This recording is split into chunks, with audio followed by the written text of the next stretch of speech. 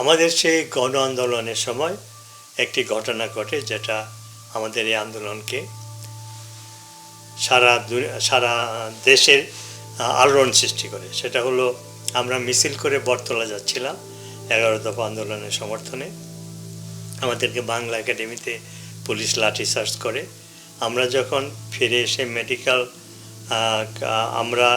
আমরা মেডিকেল কলেজে আশ্রয় নিলাম, কিছু ছাত্র জনতা এফএসএল ঢাকা হলে আশ্রয় নিল।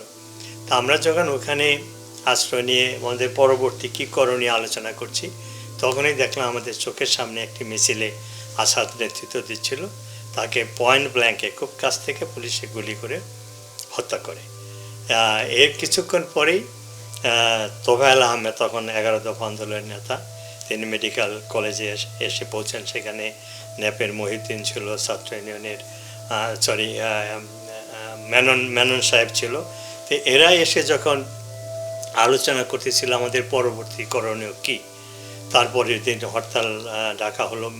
আমরা আবার পরের দিন মিছিল করে বটতলার দিকে যাচ্ছিলাম। তো সেখানে একটা ঘটনা ঘটেছিল। ওই 11 তলা ষড়যন্ত্র মামলার যে প্রধান বিচারক, তিনি ওই বাংলা একাডেমির পিছনে একটা বাংলো ছিল, সেখানে তিনি থাকতেন। আমাদের মিছিলের একটা অংশ মিছিল থেকে ভেঙে তার বাংলো অ্যাটাক করে। তখন সেই বিচারক ভয়ে তার যে বাবুর্চি, বাঙালি বাবুর্চির লুঙ্গি পরে পিছনের দরজা দিয়ে পালিয়ে সে প্রাণে বাঁচে।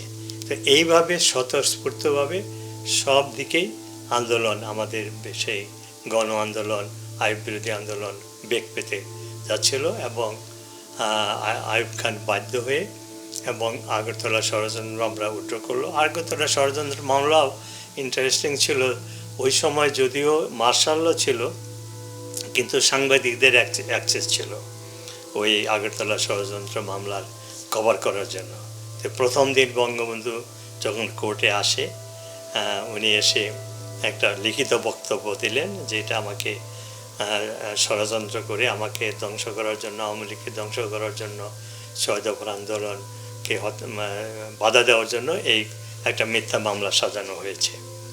তো ওইখানে ফয়েজ আহমদ নামে একজন সিনিয়র সাংবাদিক ছিলেন, তিনি বঙ্গবন্ধুর পরিচিত, বাক্য বিনিময় হয় এবং অনেকের সাথেই বঙ্গবন্ধুর সাংবাদিকদের সাথে কথা হয়, কারণ উনি তো অনেক দিন বন্দী ছিলেন ক্যান্টনমেন্টে, কারোর সাথে কোনো যোগাযোগ ছিল না। তো এই ঘটনার পরে কোর্ট, এটা তো কোর্ট মার্শালের বিচার, তারা অর্ডার দিল যে শেখ মুজিবের সাথে পরের দিন থেকে কোর্টে কেউ কথা বলতে পারবে না। তো পরের দিন যথারীতি কোর্টের বিচার শুরু হয়েছে।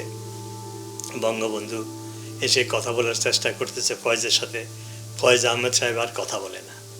তখন বঙ্গবন্ধু হুঙ্কার দিয়ে বলেছেন, এই ফয়েজ, বাংলাদেশে থাকতে হলে শেখ মুজিবের সাথে কথা বলতে হবে।